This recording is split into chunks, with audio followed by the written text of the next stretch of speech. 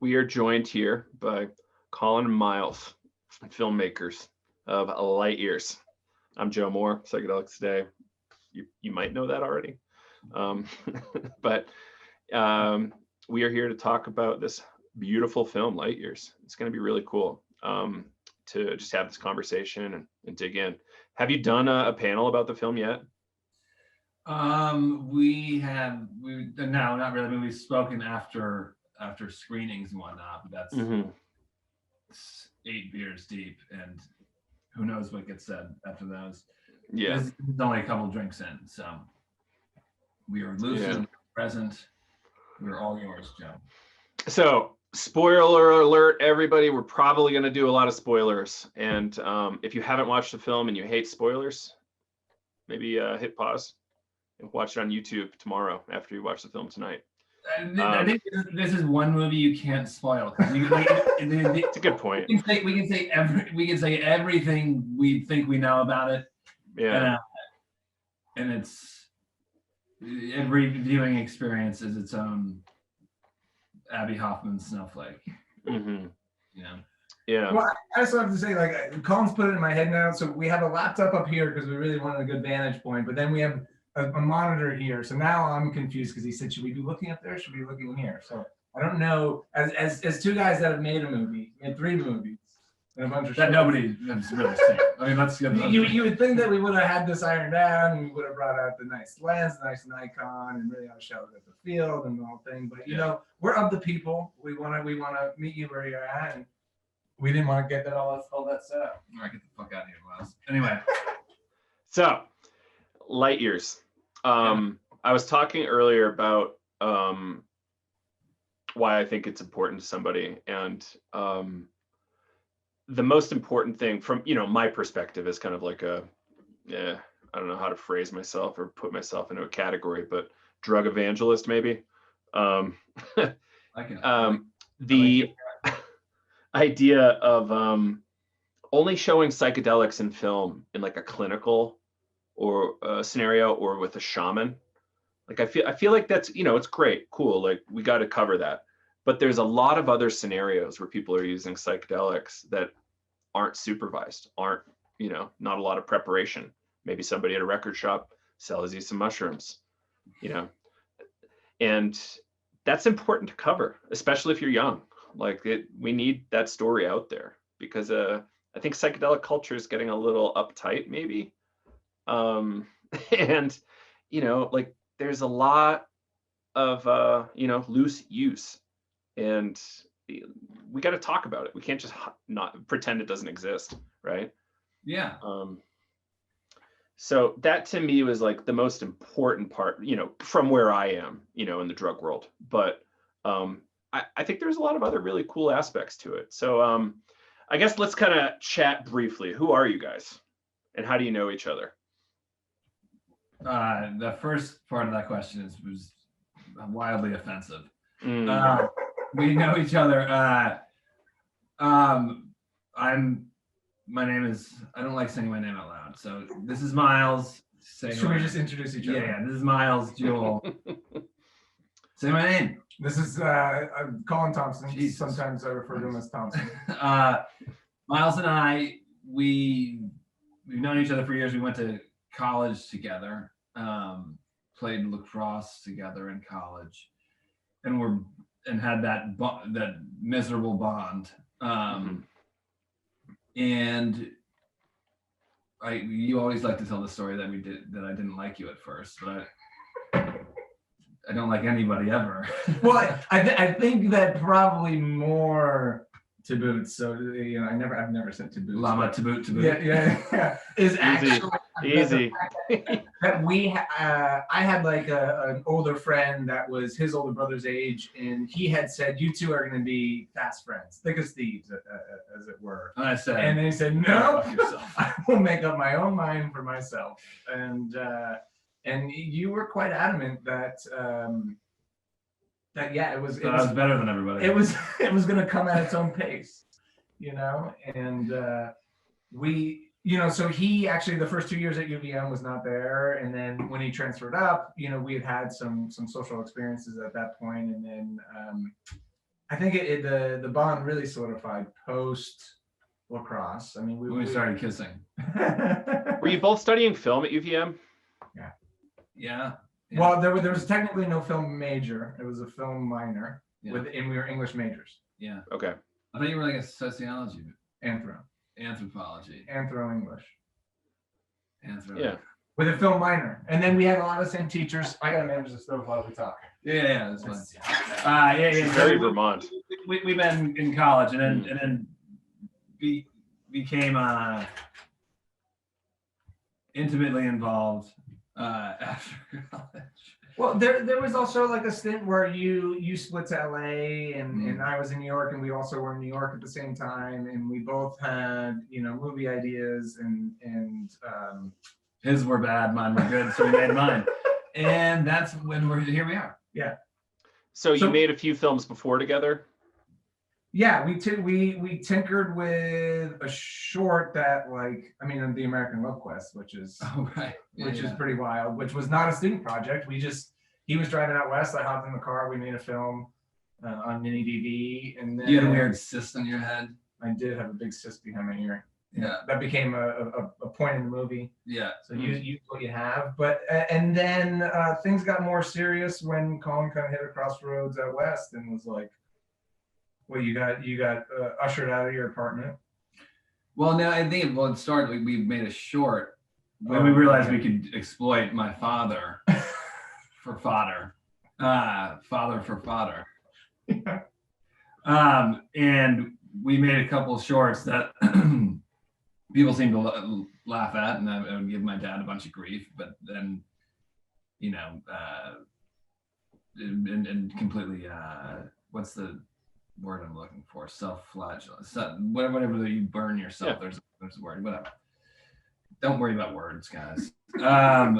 And we made a couple shorts, and then it came to a point where I had said, if I don't sell a script in Los Angeles by the time I hit 30, then I have to go get a big boy job, whatever that may be. Finance, arithmetic, sports marketing, weatherman. Yeah. And so I hit 30, and I pushed those dates back a little bit, and then I did get kicked out of asked nicely to leave my apartment in Venice Beach, and then I said to Myles, I think I should move back. I think I should come back to Vermont for a couple months, and we should make a movie. And that was our first feature, Loser's Crown,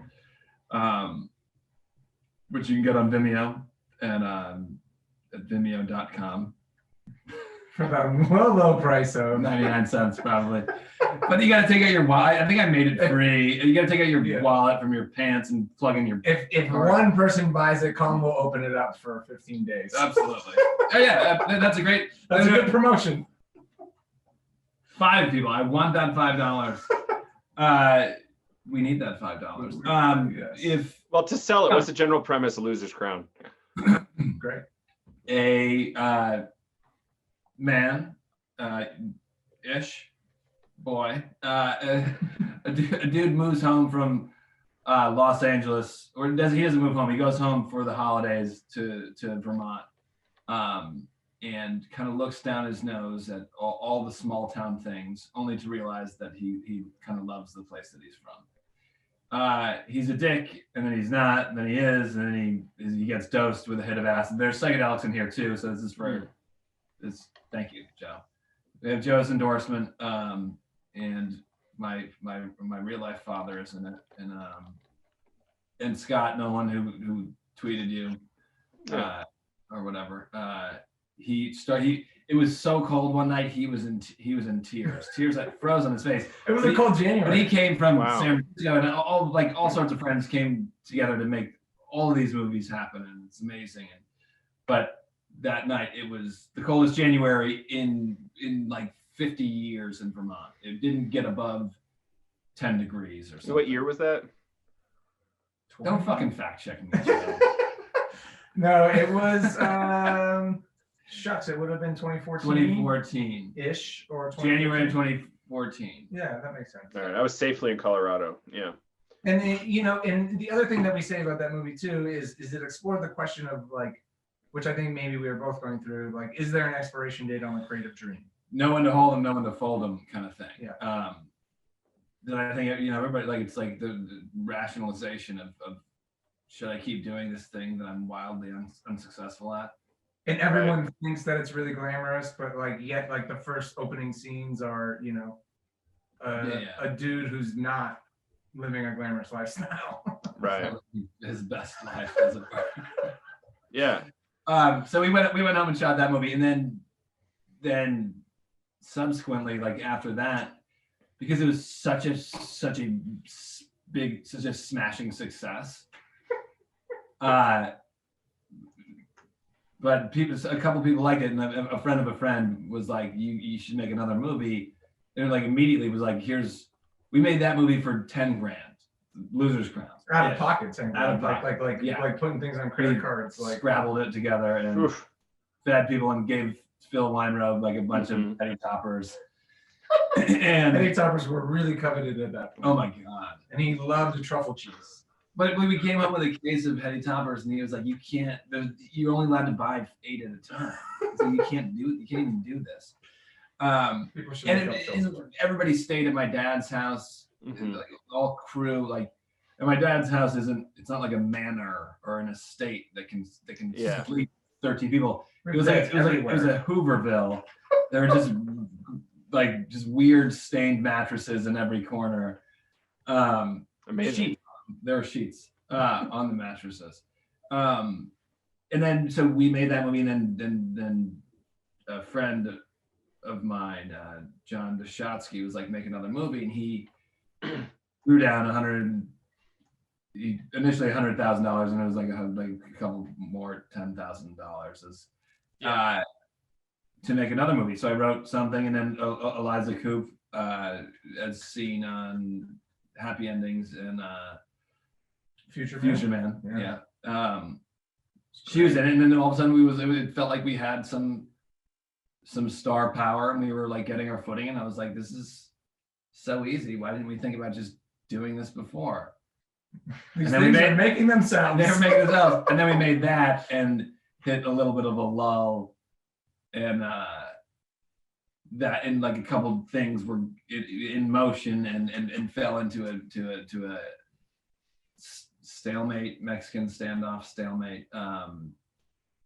And that's when we kind of brewed the psilocybin tea that is Light Years. And I'll say this too: things were not being made for lack of motivation, for lack of anything other than it's just difficult. I'm not lazy. No, you were writing, man. Like, you were definitely writing, and there's a lot of scripts in there that were that's true. Flex a lot of chops, and and Light Years landed. If everyone had access to my laptop, they would see that I'm very prolific, and would be disappointed in my browser history. And a fun little fact. Let that, like, you are just. Ugh. Let that hang. Yeah. No. I'm saying like not let down in a boring way. Just like New York Times and ESPN. No fun, salacious things. Yeah. I'm just coming here, Joe. You in my rocking chair. Did you like, was there a moment when the story kind of came to you, or did you like, was it a whole process of developing the Light Years story? No. It was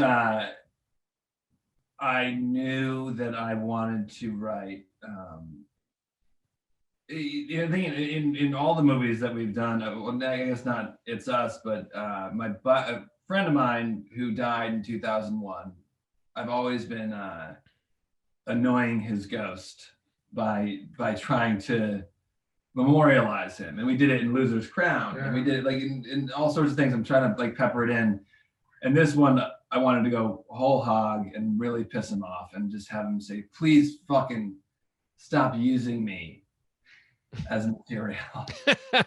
So he died in 2001, and from the opium molecule, and but I knew I wanted to write a simple one night story, like as they say, a la Superbad. Just one, but I wanted to, as we talked about, Joe, I wanted to make Superbad without all the dicks. And I wanted to, because I love the friendship between two dudes at that age that is just unabashed and heterosexual love for each other. But all you're trying to do is make each other laugh. And I was and I loved what the things we used to, I love that without just being laser focused on getting laid. I wanted all the other things we were doing 98% of the time, which is trying to bend your brain 6 ways from Sunday and make each other laugh.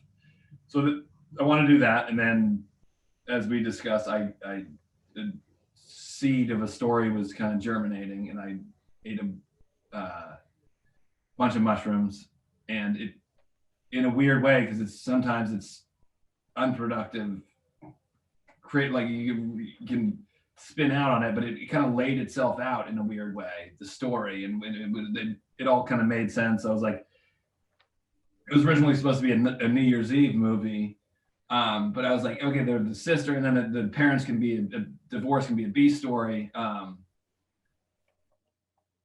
Again, as per our original conversation, I don't know what I'm talking about now, but I think it's how it revealed itself to you. It was easy. It was the easiest script I've written. It was no work. I didn't consult anybody, and that's why it was when I finished it, I said, nobody's gonna like this because that was too easy to write. You know what I mean?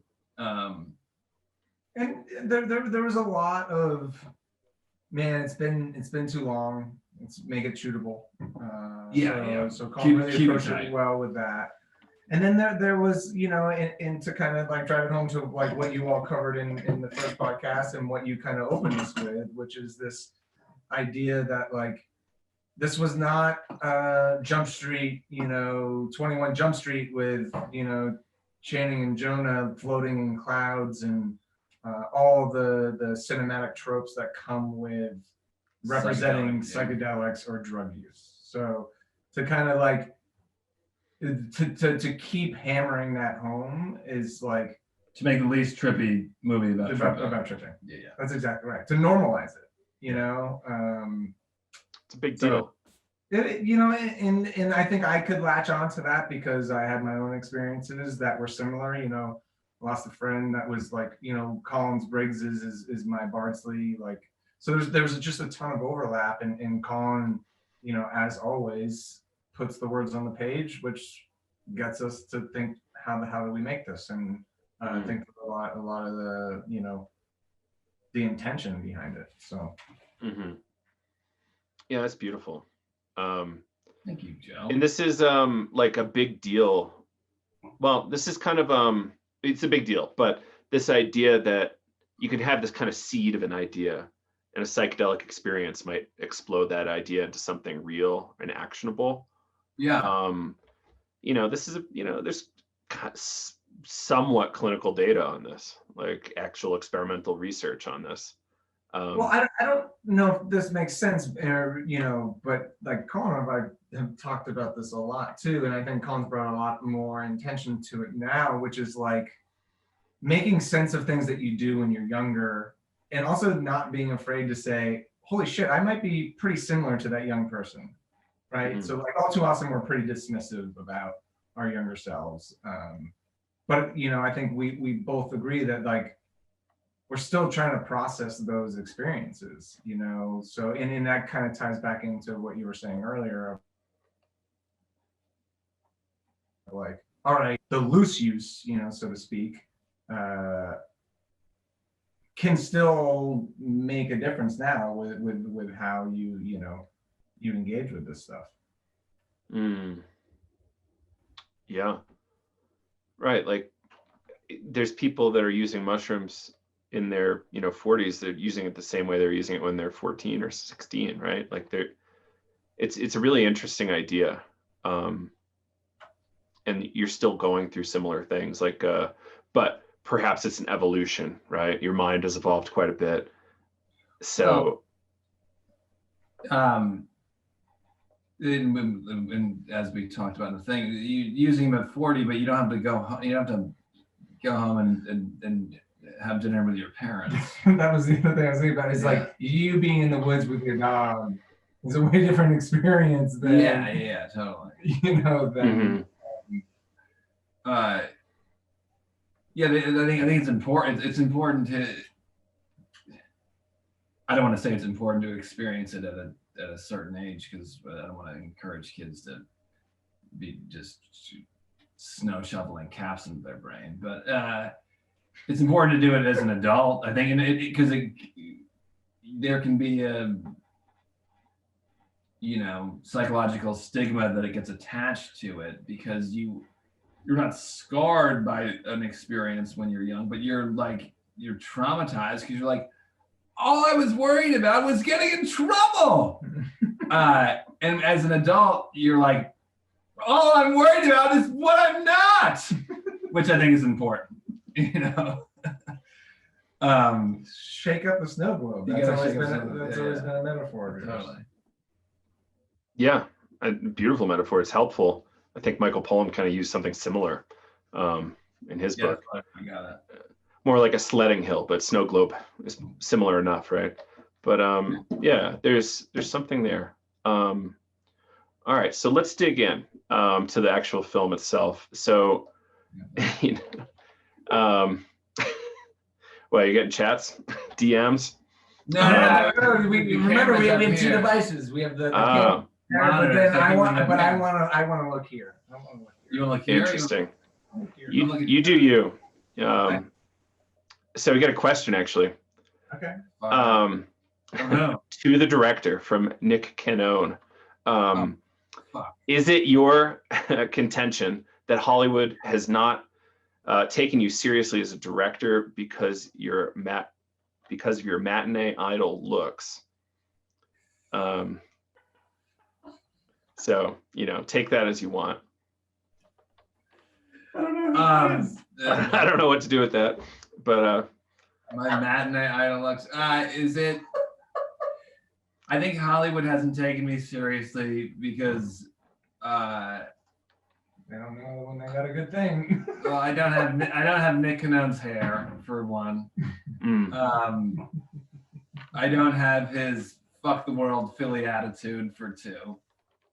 And Might be too tall. I'm not too tall. I think those are the two reasons I would give at Nick Canone. It's that I don't have hair and that I don't have his greasy fucking Tony Luke's fuck the world attitude. He might want you to make a musical, I guess. Yeah, a psychedelic musical would be fun as hell, by the way. There's 20 musicals in the call. Yeah. So that could be really fun. Thank you, Nick, for the question. So onward. Nick, feel free to comment more. It was pretty helpful. So, this idea of kids just like wait. Matinee? Great. No, you gotta let it go. You gotta let it go. I'll take that. Matinee. Yeah. The running. I prefer a matinee. Yeah, exactly. I can't watch a movie at night. I fall asleep. I'll take matinee. Big time day cinema. Yeah, I think not all of us live in New York and stay up till 5. Who has matinee looks? I think Bateman has matinee looks. Dick. Easy. Yeah. Jason Bateman. Yeah, maybe. But all right. So these kids roll into this, or one gentleman rolls into a record store and gets hooked up with some mushrooms. That looked like a pretty big bag of mushrooms. But like, how do you kind of think this? So you didn't really cover it in the film, but how did this kind of thing come about, you think? Was it like a conversation going like over the course of a few days, or just one mention? For the kids? Definitely, yeah, the kid and the lady at the record shop. Oh yeah, I think it was plotted out a week in advance. They knew that again, originally it was supposed to be a New Year's Eve movie. Mm-hmm. And then the movie spun on its head, like Judy Greer dropped it. I wasn't supposed to be in the movie, for everybody that's watching that's not Nick Canone. I wasn't supposed to be in the movie. And it was supposed to be a New Year's Eve movie, and it was like the clock hits midnight and all this, everybody turns into a pumpkin or whatever. But I think, yes, to answer your question, this was a plan weeks in advance, because it was like, it's gonna be New Year's Eve, we're gonna eat these mushrooms, and this is how the night's gonna go. There, I answered your question, Joe. Next question. Well, in Once Upon a Time, there was some type of context that the lady in the record shop was the sister. Well, she says that. She says, Yeah, don't tell your sister. Yeah. Right. So there was a tie there. He had a connection to her because she's an older sister's buddy. And she's like, do not tell your sister. Yeah. The sister found out. It's kind of a bummer. The sister did find out. More than just that. Parents, I think, found out too. Spoiler. Yeah. So we got another question here from Samantha Stevenson. Were Reed, Carolyn, and Channing Tatum involved in the beginning, or do they hop in after completion? After listening to your podcast, at Nick Canone said, it's amazing that you I forget what it was, that you commit career suicide or shoot yourself in the foot within 10 minutes of the podcast, by calling those guys squares. Reed, Carolyn, and Channing Tatum were never involved in the movie. I had a couple conversations with Reed, and those were fruitless. Those guys, they own a production company as a tax write-off, I guess. Have I said too much? They were Channing's assistant was, I think, one of the first guys to read the script, and he brought it to them. They were like, "Yeah, go do it." They dug a little bit and saw that I was a guy that was gonna, make movies for peanuts. We were the kind of guys who are gonna make movies for peanuts. They're like, "Go do it! Like, this is great. Let's put it on our list of credits." So Channing, I met once. He's perfectly fine dude. He ate a bunch of Reese's peanut butter, like mini Reese's peanut butter cups. Sick. Like 8, which I respected. And then that was pretty much it. Was our exchange. I'd asked them for some help when going got tough in the edit, and fell on deaf ears. Mm-hmm. Again, at Nick Canone, you can weigh in on how I'm shooting myself in the career foot right now, but I don't think those guys are tuning into this. Right. So, did I answer her question? Largely, yeah. Well, you Largely, definitely answered it. We didn't talk about how good of a dancer Channing Tatum is, but we'll cover that later on, I guess. Well, Myles is going to dance for you in about fucking 15 minutes, so we'll talk about that. Outstanding. Yeah. So I was just yesterday or the day before listening to y'all know this artist or band Spangle. Yeah, Spangle. A little more technically advanced Spangle. They are a very intense psychedelic act. They just had their final show off at Red Rocks maybe last summer. I ate more mushrooms than ever in my life at the show. It was fantastic. There's about 40 people on stage, names you would probably know. And Did you feel safe? Yeah, no questions asked. I could have fallen really bad. I had plenty of friends there to help, and Right.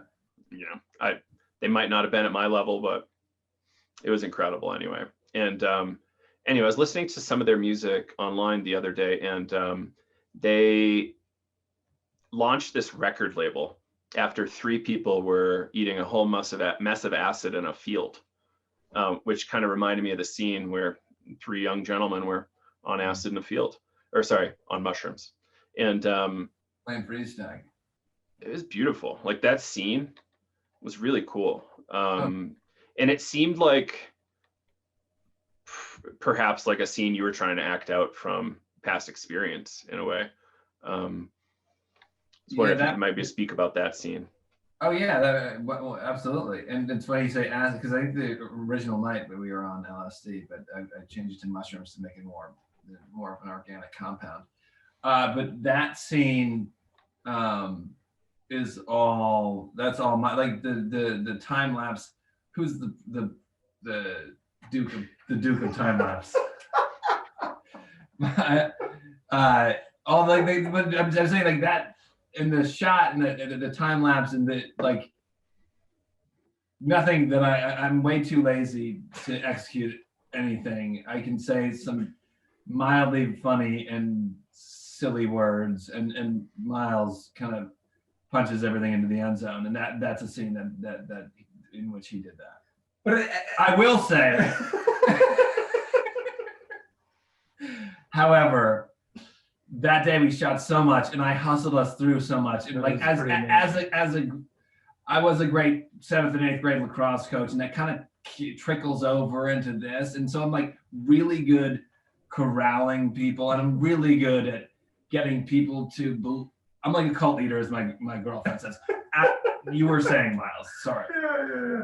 No, I mean the simplicity of a couple of young fellas finding themselves in a field and finding themselves in that moment and doing something that's playing freeze tag is quite it's so specific. It works so well, and so it's nice that like that resonated, that they could let themselves go enough and Seba could get to the moment of like be like, oh, I get it, and he buys in to what he gets into the inner circle of Brave and Kevin Woodman, and that is fucking really gold. Yeah, I mean, just understanding the metrics of a 3-person freeze tag.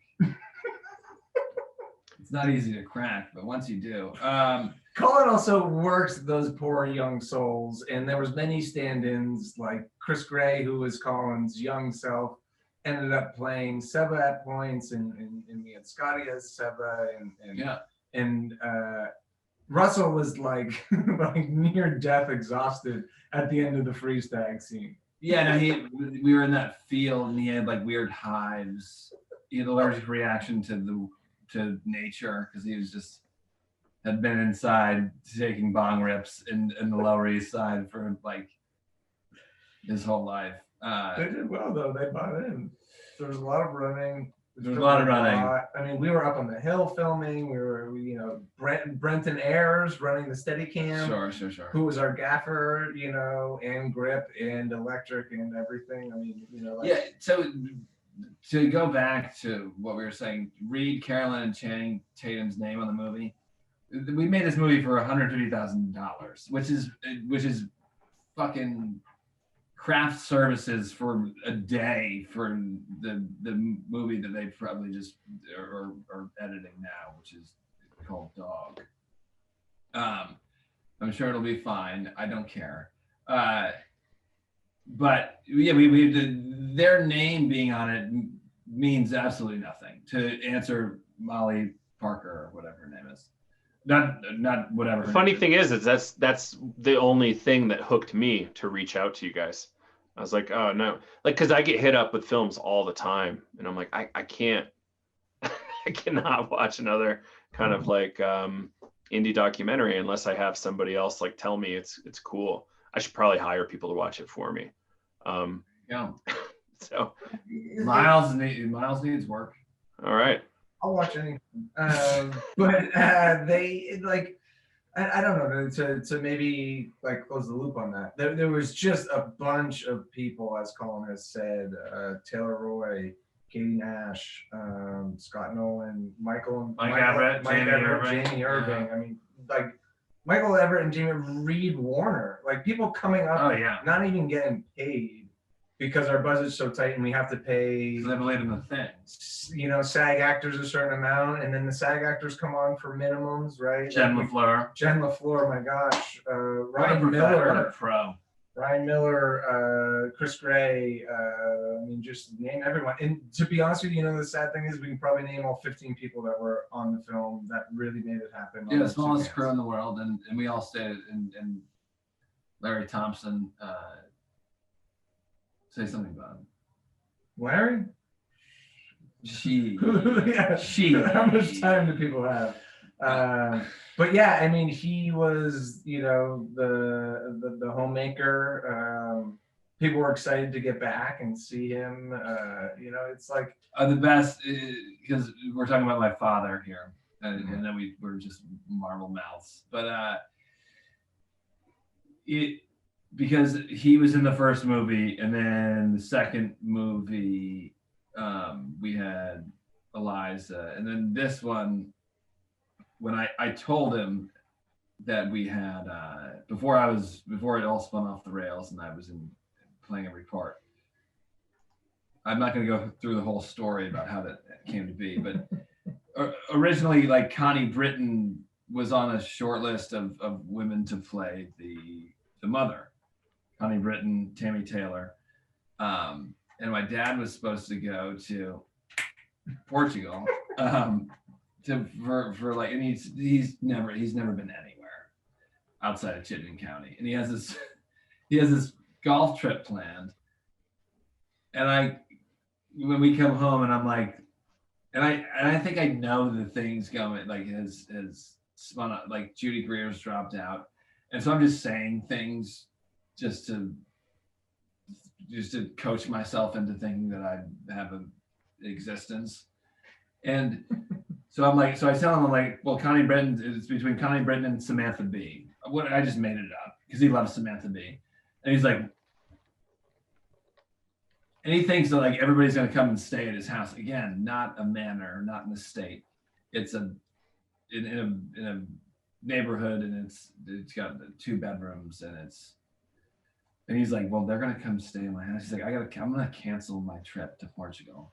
If this is actually possible, if this is actually going to happen, if Connie Britton's going to be staying in my house. And I was like, she might be, man. And then it all fell apart. And I said, I'm playing all the parts. And he was like, yeah, that's what I thought. So Ryan Miller plays Larry. Yeah, nobody gives a shit about that. I'm kidding, Ryan.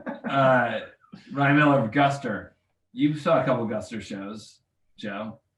There's a chance. We talked about Guster a lot. How many Fish shows have you seen? No, who knows? Would you say like triple digits? No. That would be nice, but no, like definitely under 100. Like, no, like I think around 50, maybe slightly more. I don't know.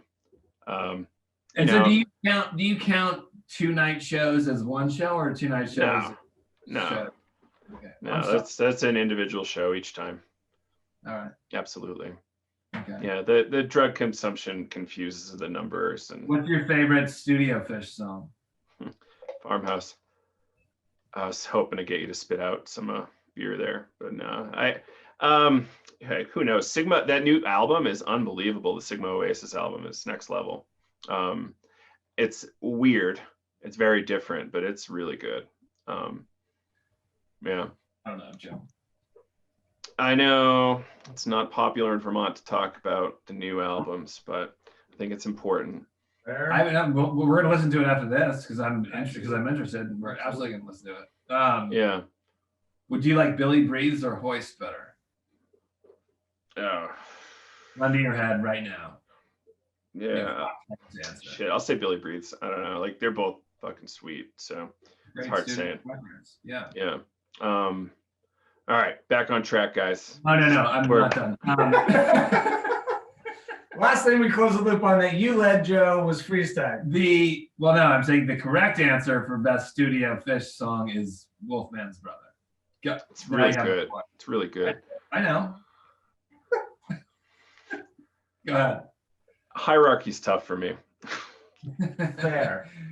Because you run a podcast called Psychedelics Today, okay? Yeah. Myles, Hierarchy becomes really weird. Somebody's better at acid than you know? This is Myles, smart. Myles didn't vote for Trump the This is first smart. I think Marianne Thompson's saying, be nice to you. time. I know, I just saw that. Sorry, Mary. That's my sister. So, which she receives your phone calls before you go into the forest.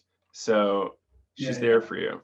No, yeah. Myles didn't vote for Trump. He did. All right, I'll put it on YouTube now. It's fine. Yeah, done with freeze tag. So what we'll ask each of you this. So Colin, like in your mind, what was the most like powerful scene in the film for you? Powerful, like how? This is a hierarchy question. The scene where what the movie's kind of based around is when Chris Gray or myself was supposed to be just a kid, but where he breaks down and starts crying on the come down of the mushroom trip. Because while the movie is semi-autobiographical, that is biographical. Autobiographical. It's wrong. autobiographical. Yeah. But I had a moment when I was 15 and I had eaten a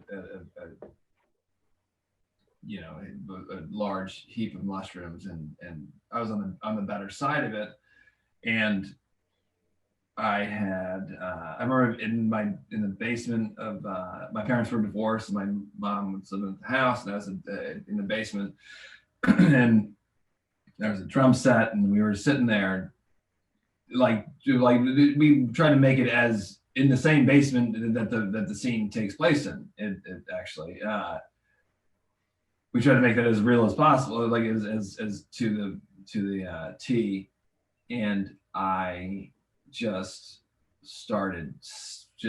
broke down, just started sobbing, and I didn't really know why, and I think everyone has the moment where they become who they're going to be for the rest of their lives, and there's a seminal moment, and that was it for me.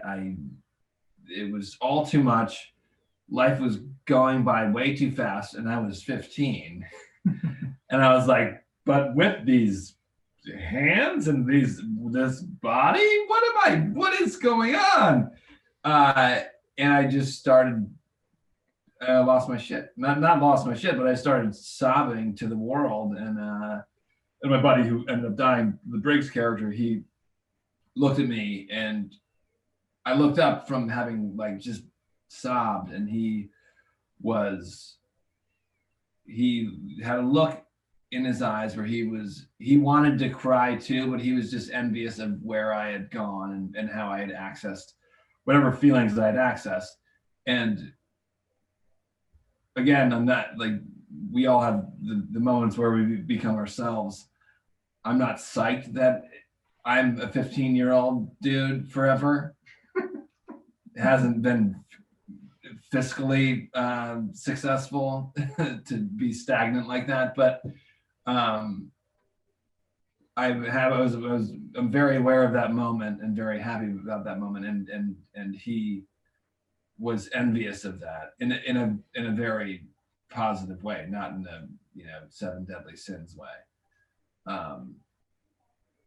Anyway, Mayor, am I being nice now?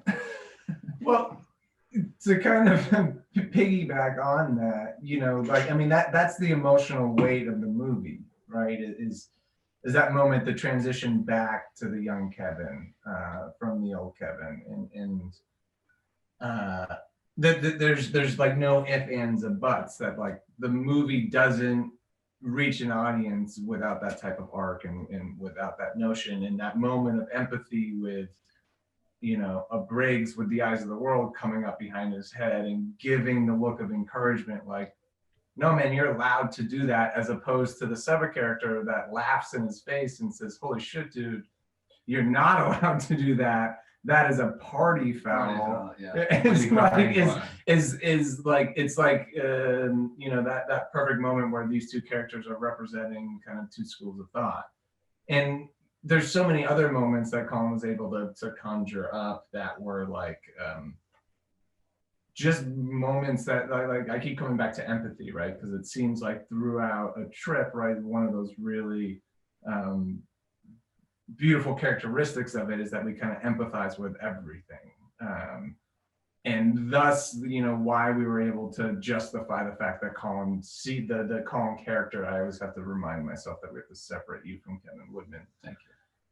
That character of Kevin Woodman, you know, anything he looks at turns into him, except for these few really kind of guiding beacons, like his sister or, you know, the Briggs character. So, I mean, I could signal a lot lighter moments, but I think it would be a missed opportunity to not just say, like, that is the moment where he comes up and there's tears and he's confronted with these two people. But the parents? And talk about the acting right there, too. I mean, you remember that day?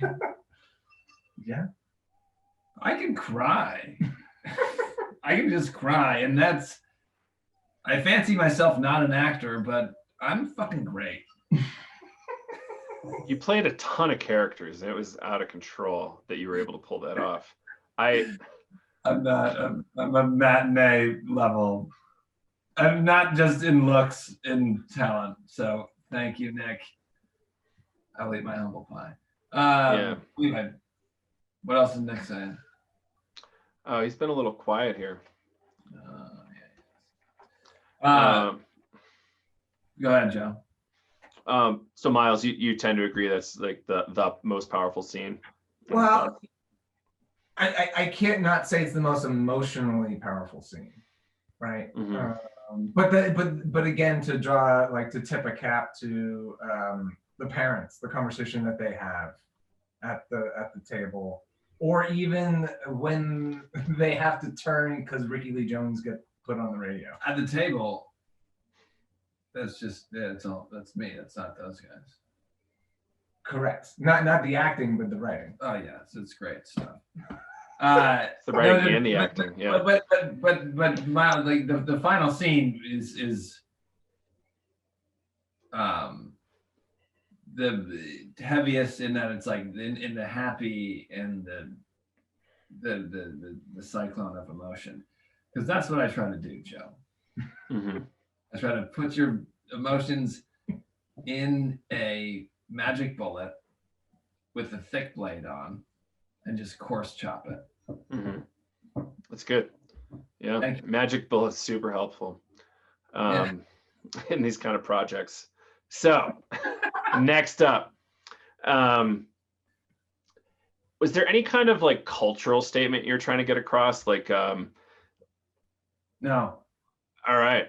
Well, culture's not at all interested, really. You know, how often on a mass market TV show are they willing to talk about mushrooms, right? Like barely ever, right? Yeah. And I'll just go right back to the notion that it was not going to be handled in a stereotypical or a real kind of over the top seeing dragons way. Like it felt so much like for those that need that visual cue that somebody's tripping, it felt like enough to put Colin in all these roles. But and that's also why that's how much money we got, because people didn't really want to touch. It'd be a bigger risk. I mean, if I'd waited long, I don't know. But let me ask you this. It's more of a risk. Go ahead and ask me this. If you had all the money, would you have resorted to high VFX to explain the trippiness? Would I have fired you? No. Would you have? No. That's out of the question. No. Would you have tried to do more with the trippiness? I think you would have been more adamant and put the money into acting, time on screen, as opposed to any type of like effects, fear and loathing-esque. Oh yeah. I would just it would have gone to feeding us and having us and giving us the best liquor in the land. So it's, I guess my point is that I don't think the budget dictated your intention. No, but they're always trying to squeeze blood from this stone. Anyway, Joe, go to the floor. Does that answer your question, Joe? How about that? You don't even know what the question was, Myles. So something about like a cultural statement around youth mushroom use, or like what, like a cult, like a conversation with culture. Like, so you made a film, it's out.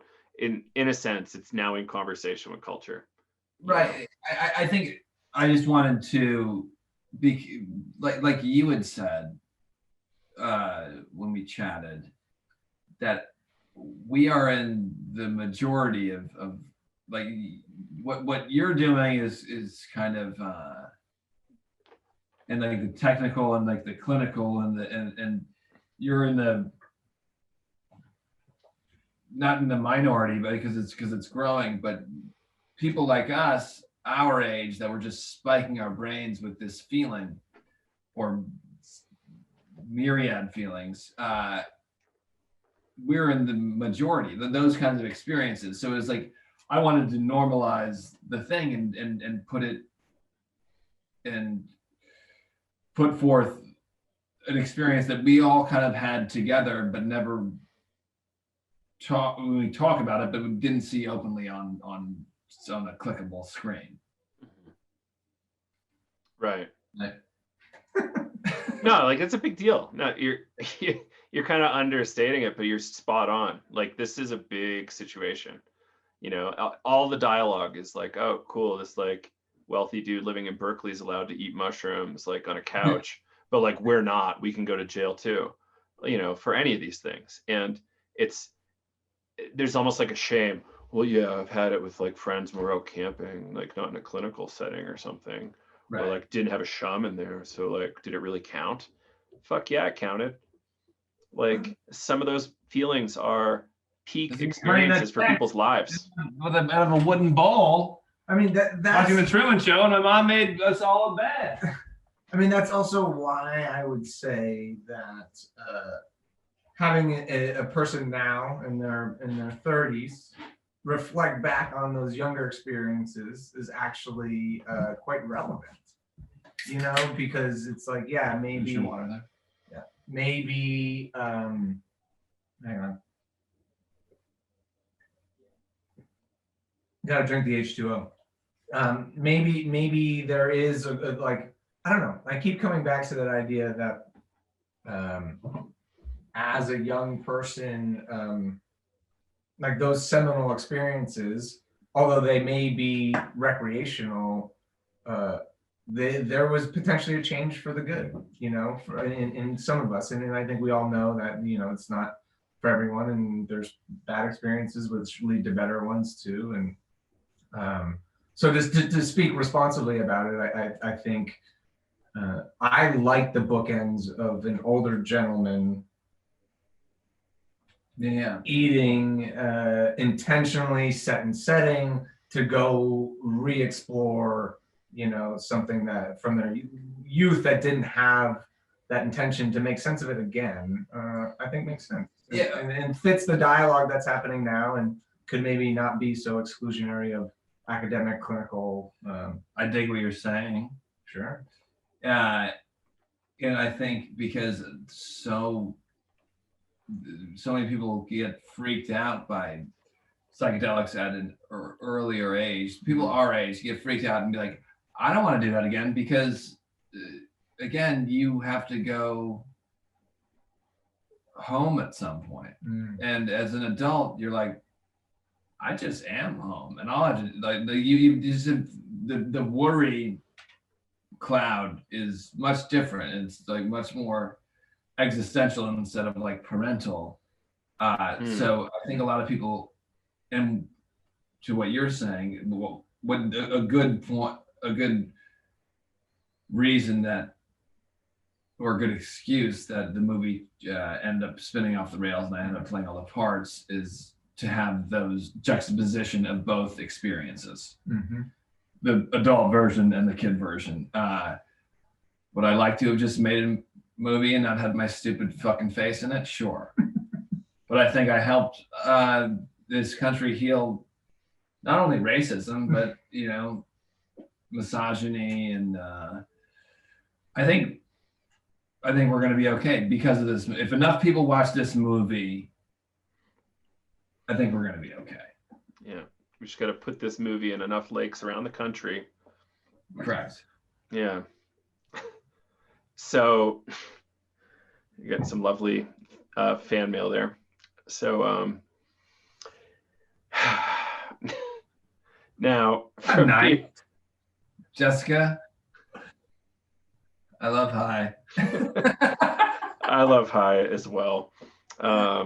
So all right. So there's not much film happening about psychedelics really. Like in terms oh man. All right. So there's not much psychedelic cinema happening. Like we kind of talked about, there was like Doug and Debbie drop acid in the desert. There was there's this Malibu Road that's like been on hold for a while that I can't wait to watch. It's going to be really cool. But like there hasn't really been too much psychedelic film. Like do you think it's just technically complicated? Like imagination is difficult to get on screen? Or like what, you know, why do you think it is? Like you went through the process, so you got to have a bit of an idea. We also avoided every suggestion that was like, here's how you need to bring this to the mainstream. Oh, dude, they hired another editor. That is a whole other podcast in and of itself. But they hired another editor after we had edited the movie, and she made such an abomination of what we had done, and like just tried to make it trippy, and that's what they wanted. They want just like, and that's why I was like, if we're gonna do it, we're gonna do it our way. And I want Myles to do all the stop motion stuff, and like I want it to be, you know, for use of a better word or a less cheesy word, analog and organic. And I wanted it to be Myles. I wanted it to be weird with the like a Warfrat's brain shooting out a bunch of chicken gizzards or whatever the hell it is, or lightning bolts. But what I think, in answer to your question, it's tricky territory. It's like to try to get it right is too much of it. It's a tall task. Yeah. Yep. And I think that was like maybe one of like the most innovative things that Colin brought to it was like, we're not going to treat it with effects. And those animations came after. Yeah. Like they came after because the people that potentially, you know, had stake in the game, said, you know, there needs to be more trippiness, and that's why they brought in another editor. And I was like, "Fuck it, we're gonna do it. We're gonna do it our way." And that's and it made it better. I mean, and dare I say it, thanks to them kind of wanting something, we gave them this other thing, and that was, you know, all Myles and made it that much better. And it's a visual medium, right? Like you have to visualize it. So thus we get the, you know, the over the top moments so that people that have never gone through it or had the experience can see what it's like. But I think the point is it perpetuates quite a bit of, I mean, how do we say? Bad stereotypes? All stereotypes are bad? I don't know. what tropes? Tropes, definitely tropes. I can't say they're all bad, right? They're there for a reason. They're there because there's some sort of theme that occurs, and yeah, But like, does it verge on like Reefer Madness? You know what I mean? no, your film, no. No, no, There's no, some, no. I'm saying the popular lexicon around psychedelics. Yeah, kinda, yeah. Like the way like a priest or a rabbi or a grandmother might talk about mushrooms or LSD is similar to reefer madness. Like you're gonna jump out the window just like Art Linkletter's kid. It's like no, that didn't really happen that way, and like it's not like I don't know anybody that jumped out of a window on psychedelics. I know a lot of people that have used a lot of psychedelics. I've jumped out of windows drunk. It's pretty fun, but you know, it's a different scenario. Yeah, yeah. Sleepwalking, Mike Birbiglia, sleepwalking, whatever. That was wild. Was he? That was just straight up sleepwalking, right? He wasn't even on Ambien on that scene. Like, yeah. That was fucked up. That's kind of stressful film. If anybody hasn't seen that, what was that called? It's just sleepwalking. Gives a shit. Light Years is what it's called. Light Years. Yeah, Light Years. So, somebody asks a question here in the Q&A. Who is it? Have you Samantha Stevenson? Okay. I think that's Steven Spielberg, actually. Broad City. Have you seen the Broad City Mushrooms episode? I've heard about this a bunch, and apparently a lot of my friends have eaten a bunch of mushrooms, love it. And I've not seen it at all. I think there's a bunch of fish references in it. I don't know how I haven't seen it yet because of that, but it's I'm gonna guess no and no from both of you. No, so none of us have. None of us have. I love that show as much as I love it. I've seen some episodes. I think they're hilarious. But I don't know why I'm still talking about it. I haven't seen the episode, so that's. But it's I think television might be a less expensive avenue to explore those things. I'm guessing one of those scenes costs as much as our movie costs. So it's good point. Yeah, good point. But yeah, like I really just appreciated how you did it because very often on psychedelics things look pretty normal, but things come through once in a while that don't. And I think your kind of stop motion work, kind of Monty Python style, it's like a really cool thing. When was the last time you saw that in a recent movie? Like kind of never. Like Monty Python for me was probably the last time I saw it. Yeah. And like anything really. And it was just like a cool addition. Like what a cool thought to use that means. Like Myles, did you have experience doing that stop motion before, or you just kind of wanted to go for it? There was I think it was my uncle Mike had done a bunch of collages, brought him they were Christmas gifts, and then I started doing the collage thing because it is kind of psychedelic, right? Like taking these weird cutouts from National Geographics and putting them on different backgrounds, and it kind of had this real surreal feel to it. And especially going through high school with the Salvador Dali phase and all that. I think really kind of drove that home, and then just eager to try and make something, cutting things out and making a move across the background was certainly something that I started to try and do. So yeah, that I was lucky enough that something that I thought would go nowhere actually found a home. Mm-hmm. You're welcome. Yeah. Yeah. I was gonna say it was all because of you. Oh shit! Do it again, please. So I can close the loop on that. No, but I think to Colin's point, it's exactly right. The idea that we wanted to represent what we felt was a really personal story, a way that felt authentic to us, and those like Better Off Dead type interstitials, kind of worked. Yeah, and the evolution of the movie between the music and the thing, as it kind of aged, and we wanted to hang ourselves between the process of dealing with the money guys, sadly, and not because of them, because of us, because of our perseverance and grit and yeah. The movie got even more unique and hopefully better. But I would even argue this, like the movie to me felt the most psychedelic or trippy in some of those quick wit dialogue driven scenes. For instance, like the three boys are outside smoking butts, and the ex-girlfriend slides in, and the two other knuckleheads slide out, and then the one dude's just left there to flick a butt and has to navigate this conversation. Is like literally exactly the experience where you're trying so hard to be normal and do all the things that normal people do, but yet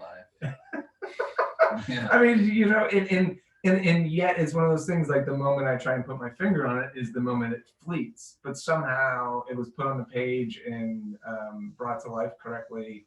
And I think like Lee flying in and grabbing the two boys and bringing them into the back room to then have like a discussion with his psychedelic foot soldiers, like an older looked up to person, like saving a seasoned vet saving these kids from this high school party is like another, or the scene with Mackenzie Lee and Kevin Woodman. So Mackenzie Lee's M and Kevin Woodman character at the keg, brother, sister, having a beer, sister saving brother from a weird conversation after she knows he has had psychedelics, and then they have this conversation and the Briggs character slides in. Like there's a lot of great writing, conversation driven pieces that I think really kind of speak to how often when you're on psychedelics you realize how fickle communication is, right? The communication breakdown is. Oh yeah, if you can harness that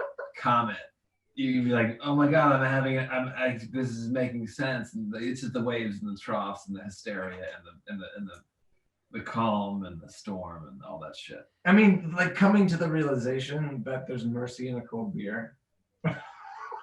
like having that moment and looking at your cup and being like, there's mercy in a cold beer, and then realizing that you want to put ice in a beer, which is a big faux pas, but realizing that that's important to you at that time, and then going through the motion with your buddy to actually do this and buy into it is like, let me into that inner circle any day. yeah. I remember like tripping heavily on mushrooms, and like it was still morning. This is the jaunt that I went on, being like, I cannot wait for a cold beer. And then I was like, I remember having the moment. I was like, God, there's more. And again, not lauding myself as anything, but that just a couple of those lines that came, and I was like, there's mercy in a cold beer. I was like, that's fucking amazing. Yeah, it's a good line, man. This movie is blowing up, as is my career. But yeah, those kinds of realizations, the ice in the beer, and the Larry puts ice in his beer, which he does. And we've talked about there being moments of real ecstasy and like making sense of really simple moments. And thus there's ice in the beer, there's mercy, there's mercy in the woke up.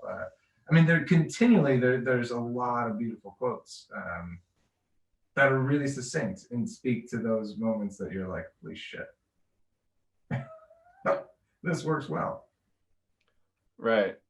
Like I need to watch it sober, maybe, or at least not on as many edibles as I had before. Because I'm like, kind of white knuckling through some of those scenarios. I was like in that high school party going like, oh no, like I did the most fucked up thing at this party and everybody's looking at me now. Yeah. And it wasn't like what you did at the party wasn't that crazy. It was like a pretty funny scene. You just like lost track of context. Yeah, I mean, I love the fact that we could flex cinematically in those moments, right? Like in the Mercy in the Cup screaming bit. We can do whatever the fuck we want. Yeah, in the theme song for the film, I'm drawing a blank on the best song ever written, Catastrophe. Catastrophe, yeah.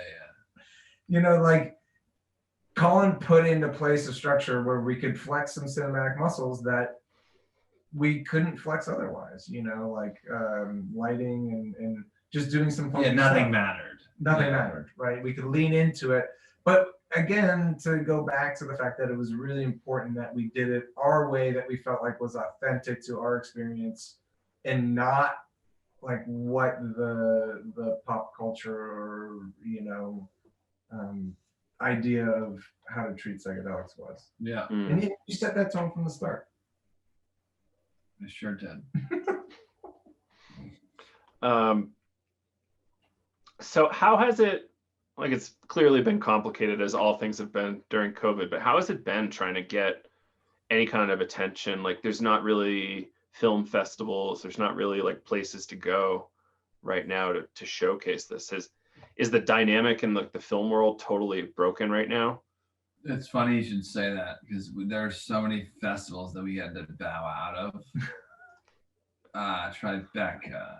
Yeah. Sundance, Myanmar, Burma, Skinny Atlas. Mm-hmm. No, we've never gotten accepted to a festival, Joe. Nobody likes us. Everybody hates us. I guess we'll go eat worms. Yeah. No, it's. I wish I could say that. Hopefully, Corona's boosted our sales, because people are sitting around being like, "What's this fucking lunacy?" I'll click on it. Irregardless, as I like to redundantly say, always, we were bound for a streamer anyway, and we got picked up by Gravitas Ventures, who you could sell this stream to them. They didn't have to sell it to me. They would pick it up. Let's do it. All right. Yeah. Don't do it. Don't flood the market, please, man. They pick up every Tom, Dick, and Harry's movie.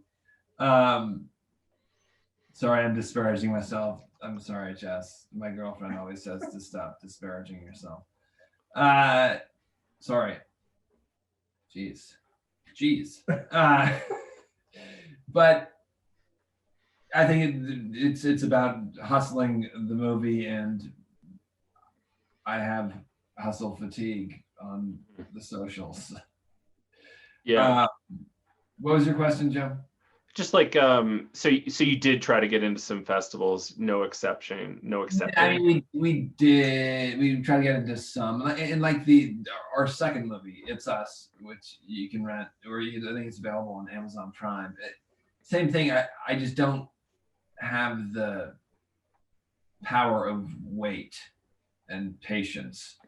I like for it to be out and for people to see it and to move on to the next thing. And I don't like to hang my or hitch my cart to a horse that I don't, a horse with no name. So I just would rather just fucking please somebody put it on to something so we can somebody can watch it. I think the other thing is like we're really interested in making the things. We're not interested in making it go. Yeah. And that's why we're unsuccessful. Correct. Because we got an empty tank, man, after making the thing. And you know, we would hope that there would be a team of people that would step in, but we just haven't been that lucky. And also there's just, you know, it's up to you, Joe. Well, we got a lot of people on this webinar right now, and how many people? 7. So all seven of you, I see you, I love you. It's all of our friends. Sending you the love. Why'd you tell me that number, Joe? Well, takes the pressure off. Because he's transparent. Man. Yeah. I was anticipating a couple thousand. I was perfectly fine. 4,500 flat. Right on, yeah. right on. So, you know, like I think there's a lot of room for more psychedelic films. I don't know how many more psychedelic films y'all have in you, but like I hope there's more coming. Watch Lizard's Crown, Joe. There's psychedelia in there. I don't know if Perfect. there's scripts without some form of Psychedelics. yeah.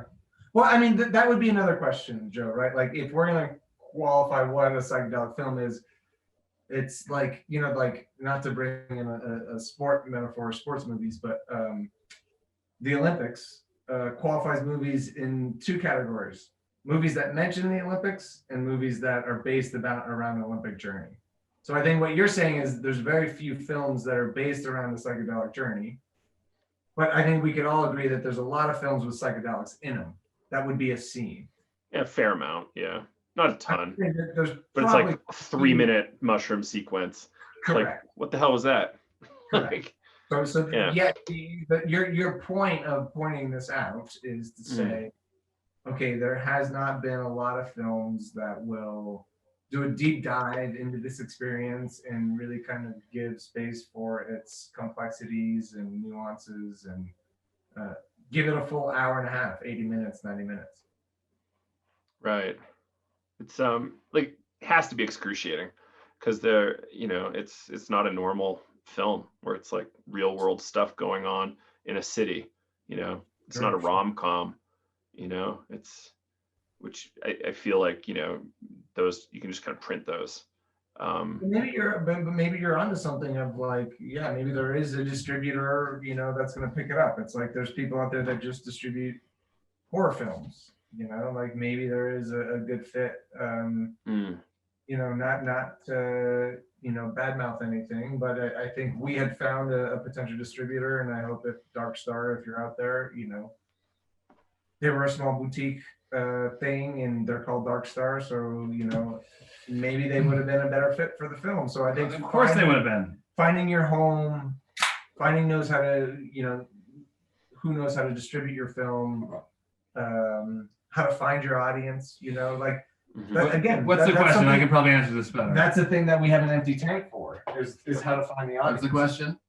So there's not more psychedelic. I look out of shape in this sweater. No, I look fine actually. It just sags weird. So Myles. I'm kidding. I can do this without him. What's the question, Joe? why is there seemingly a dearth, like a lack of psychedelic film out there? Like, and do you think you have more in you, like something that kind of focuses on that kind of like psychedelic event or story?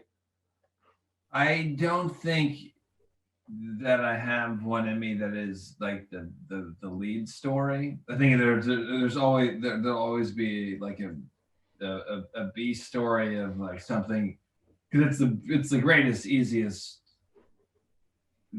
vice to kind of like have a moment of change, like as they say in the business, an aha moment, which we used in our first movie in Loser's Crown. There's a big, in the kind of late second act, third act, there's a psychedelic awakening that the character has where he realizes that he's a fucking asshole. And I think that's A, easy, and B, effective. But I never want to abuse that avenue also. So no, I don't. I think this is the one movie about the experience that we'll make. Mm-hmm. It influences everything that we do, in a respectful way. That's all. First and foremost, like, I just want to not abuse the shit, That's Right. probably what we say, like, this did it. This is the one, and we can't make it a commodity. It was authentic to the story, but Totally. maybe there's not a place to keep doing it, Mm. Yeah. Yeah, I mean, and like you said, Joe, if you keep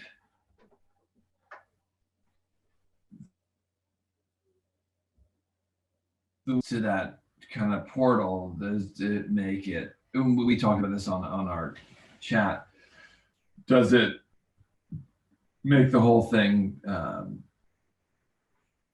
kind of square, or does it make it like kind of the mainstreaming of a sacred thing? Does it enlighten us as a people, or does it make the whole thing kind of bland? It's a mass culture dilution of the initial culture. Yeah. But it loses intention, right? Right. It would be pissed. Focus. As a growing being, it would not be thrilled. Yeah. So I think everybody should start doing crystal meth like a lot, just to offset. I know people can. I'm kidding. Maybe for me, your switch in tone is very obvious, but I hope it's as obvious for me as it is for everyone. Listen, 7 people out there, I'm not endorsing crystal methamphetamine. I know, make sure I can give it. All you 7 people. No shame. I didn't realize Terry Gilliam directed Fear and Loathing. But it kind of makes sense, right? Like, but I think there's something there, like that is, I believe, the only explicitly psychedelic, overload film he's done. Fisher King had moments, but it was dealing with mental health. That was mental health. Yeah, it was dealing with mental health. But who's your girlfriend, Joe? I was supposed to send her the link to this and didn't. She really wanted to watch it too, so I'll have to go apologize in a minute. You guys live together? Yes, sir. She's in the other room. Oh, cool. What's she doing? Probably watching Survivor or something. Survivor? That seems like a throwback. Didn't know it was the thing. Just found out like yesterday. It's still going on? One of my brothers just crushed a whole bunch of episodes. Season 3. That seems insane. He went right at it. That seems insane. No way. People are looking for something to watch, man. Yeah, man. It's it's us. There's a lot of films to work through. There's a lot of people's we call them filmographies to work through. There is. Yeah, like there's a lot to do. I was talking to a psychologist last night, and she was saying that we were talking about ketamine overuse and substance abuse in general, and the line was, realistically, we just got to get through this thing. Like whatever gets you to the other side of COVID, like it might be okay. You just want to do the least amount of harm possible. And so, like some people could overuse ketamine. Some people watch Survivor. Ketamine's kind of crazed. I mean, if you do, you said it's so finite, like how much, and when you can spill it, I mean, it's also applicable to edibles. If you eat too many edibles, like I've eaten a lot of LSD in my life, but ketamine and edibles, those are the craziest places that I've been. Really? I had a really weird, I had a doctor inject me not that long ago with about 86 milligrams of ketamine, and it was a pretty strange experience. It was like the first 2 worms to ever meet each other and have some sort of like volitional, like a meeting of wills, maybe. Right. It was quite primal, but I loved it. It was cool. Like I do it again. I'm not like, you're on acid. You're like, I love acid. You're not like, I love ketamine. Like it's a very different deal. Like, that's even Super Troopers. Like I love acid. Like it's down there. Super Troopers, they deal with the. What did Jessica say? Joe is my soulmate. Colin, we are done.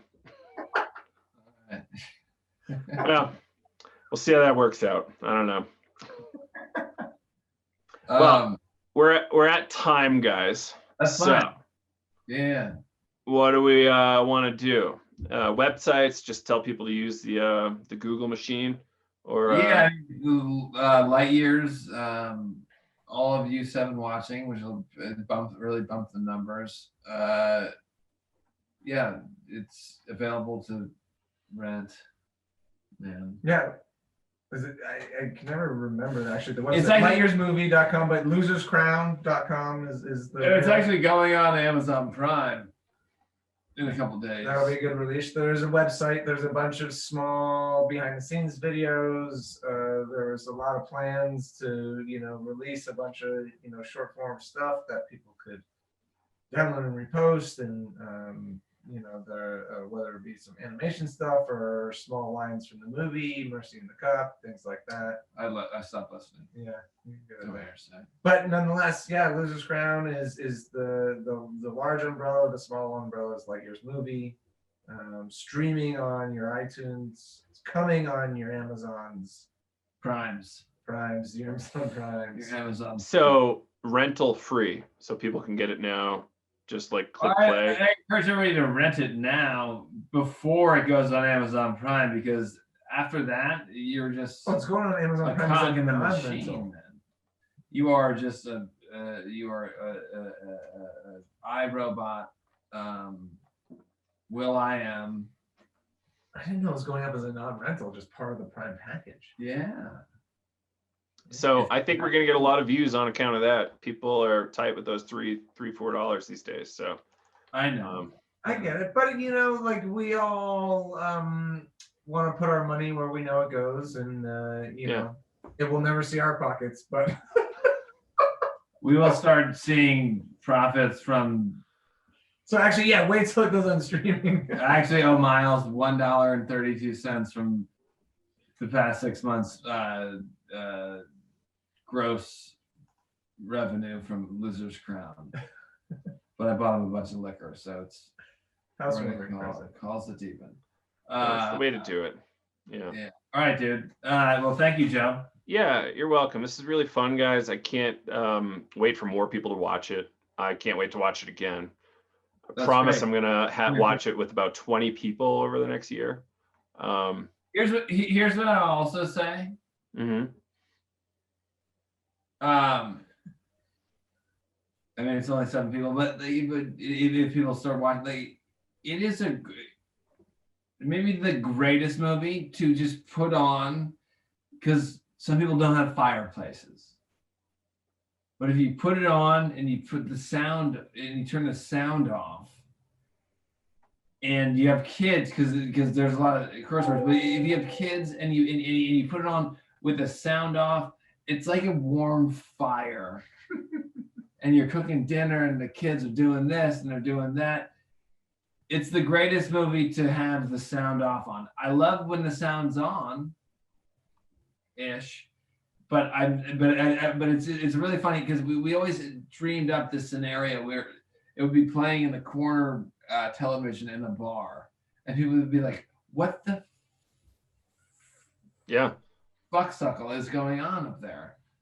I tried not to swear. Yeah. I can only double down on it. So close. CK merged into the DG, which was actually quite nice. Yeah. But I think to Colin's point, right? Like into what you said, Joe, to show it to people socially. Like, we'd love to get back to the days where people, acted like they could throw tomatoes at the screen and could talk over a movie. It's a great movie to just have on in the background. Yeah, absolutely. Joe, thank you very much. Yeah, you're welcome. Thank you both. Thanks to Jessica for linking us up. And all that PR support was extraordinary. So, All right, guys, until next time, and thank you all. All right, buddy. All right.